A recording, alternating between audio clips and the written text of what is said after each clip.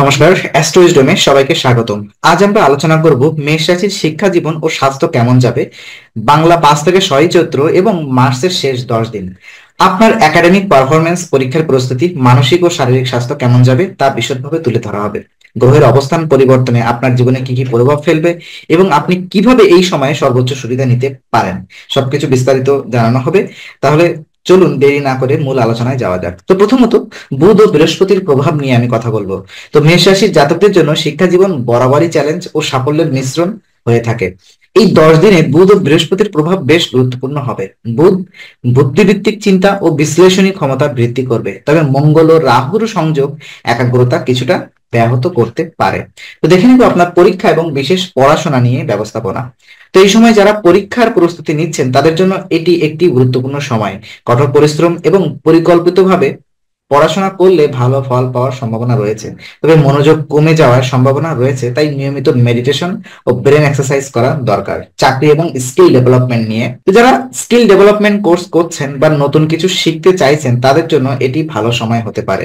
গ্রহের অবস্থানের কারণে প্রযুক্তি, গণিত বা গবেষণামূলক বিষয়ে উন্নতির সম্ভব রয়েছে। সুতরাং ধৈর্য ধরুন এবং নিয়মিত অধ্যয়ন করুন, তাহলে ভালো ফলাফল আসবেই। শারীরিক স্বাস্থ্য নিয়ে যদি কথা বলতে চাই, তো মেষ রাশির জাতকদের জন্য শারীরিক স্বাস্থ্য বরাবরই একটি গুরুত্বপূর্ণ বিষয়।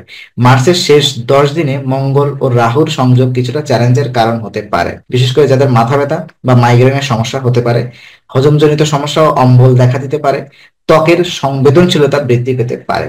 তো স্বাস্থ্যকর জীবন ধারণের জন্য আপনি কিছু প্রয়োজনীয় টিপস আপনাকে অনুসরণ করা দরকার। প্রচুর জল পান করুন, ভাজা পোড়া খাবার একদম এড়িয়ে চলুন, পর্যাপ্ত ঘুম ও বিশ্রাম নিন, প্রতিদিন অন্তত 30 মিনিট ব্যায়াম করুন। এই সময় স্বাস্থ্য নিয়ে কোনো অবহেলা করা উচিত নয়, কারণ আপনার কর্মক্ষমতা এবং মানসিক স্থিতিশীলতা স্বাস্থ্যকর জীবনযাপনের উপর নির্ভর করে। তো দেখে নিব আপনার মানসিক স্বাস্থ্য নিয়ে। মার্চের শেষ 10 দিনে মানসিক চাপ ও উদ্বেগ বেড়ে যেতে পারে, কারণ রাহু ও মঙ্গলের প্রভাব মানসিক অস্থিরতা বাড়াতে পারে। তো কি সমস্যা হতে পারে? কিছু কিছু সমস্যা, এই অকারণে দুশ্চিন্তা ও হতাশা, ঘুমের সমস্যা বা ইনসমনিয়া, মানসিক ক্লান্তি বা একাগ্রতার অভাব দেখা দিতে পারে। তো এই সময় আপনাকে বিশেষ করে মেডিটেশন করুন এবং মানসিক শান্তি বজায় রাখুন। ইতিবাচক চিন্তা করুন এবং ধ্যান চর্চা করুন। কাজের মধ্যে ভারসাম্য রাখুন এবং বিশ্রাম নিন। অযথা চিন্তা এড়িয়ে চলুন এবং নিজেকে ব্যস্ত রাখুন। এটি আপনার শিক্ষা জীবনের উপরে সরাসরি প্রভাব ফেলতে পারে। তাই মানসিক স্বাস্থ্য ভালো রাখার জন্য সচেতন থাকতে হবে।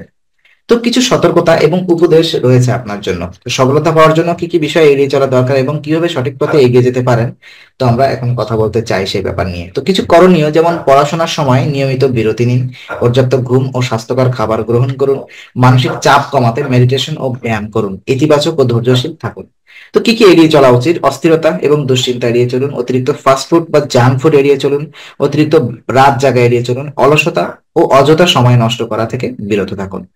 তো আজকে আলোচনা আমরা এখানেই ইতি করছি। আমরা আশা করি এটি আপনার মনে নতুন কিছু আলোর সঞ্চার করেছে। যদি ভিডিওটি আপনাকে ভালো লেগে থাকে তবে লাইক দিতে ভুলবেন না। আপনার মতামত জানাতে কমেন্ট করুন এবং প্রিয়জনদের সঙ্গে শেয়ার করে তাদের জীবনেও আলোর বার্তা পৌঁছে দিন। আর অবশ্যই আমাদের চ্যানেলটি সাবস্ক্রাইব করুন, কারণ এখানে আমরা প্রতি মুহূর্তে নতুন আলো ও জ্ঞানের কথা নিয়ে আসি। আবার দেখা হবে, ততক্ষণ ভালো থাকুন, শান্তিতে থাকুন। নমস্কার।